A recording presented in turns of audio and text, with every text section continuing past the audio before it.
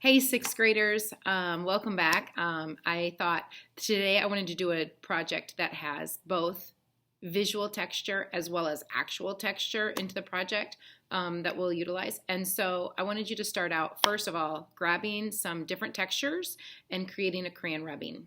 If you've never done this before, it's quite simple. Let's go ahead and I'll go ahead and show you how. Okay, beginning with the end in mind, I just thought I'd go ahead and show you what I was thinking about when I was thinking about putting on some textures. So to do that, I went outside and I grabbed some of these leaves, and I like the fresh ones because they're not so crinkly. But what you want to do first is have your vein lines of your leaf. So like if I feel it, the top of your leaf isn't going to show any texture. It's really pretty smooth. The back side where you have the veins, that's where you're going to feel your texture. Take your paper, place it on top, hold it as close together as you can, and I went ahead and I grabbed some crayons that don't have any wrappers. If you have crayons that have wrappers, just take the wrapper and peel it off. After you peel it off, you can do this part of the project just as easily. So I'm just going to go ahead and, oops, here's a crayon that has the wrapper off. Perfect. Okay, so as I take my crayon, I'm going to use the side of the crayon, not the top of the crayon, but I'm just going to record the actual texture of the leaf onto paper. I try to hold it steady so it doesn't move around on me. And I like to mix my colors together so that it shows variety, and it makes me think, what colors go well next to each other? They're analogous. It almost makes your leaf stand out even brighter and better.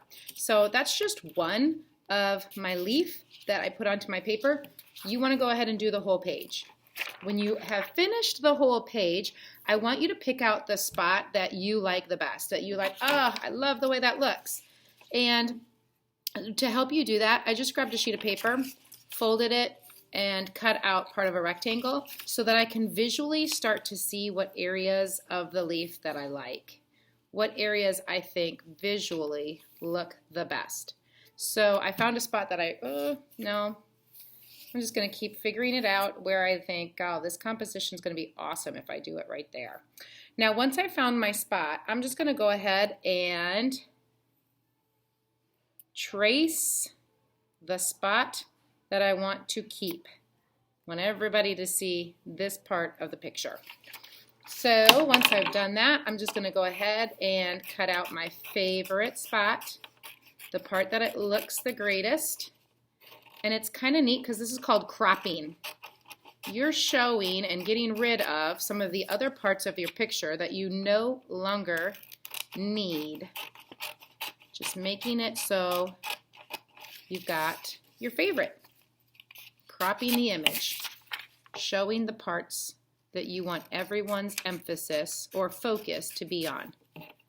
There, that looks pretty cool. Now to speed things up a little bit, the second thing that I want you to do is get another sheet of paper, and I already figured out where I was going to put my project. Mrs. Bennett's office, please. Okay, so once I figured out what part I wanted, I'm just going to go ahead and speed this up a little bit and show you what I did.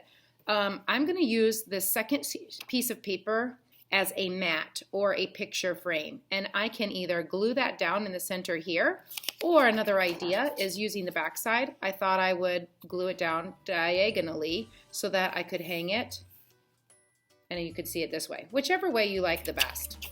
I almost like the way that this looks better. I don't know. I think that looks pretty good.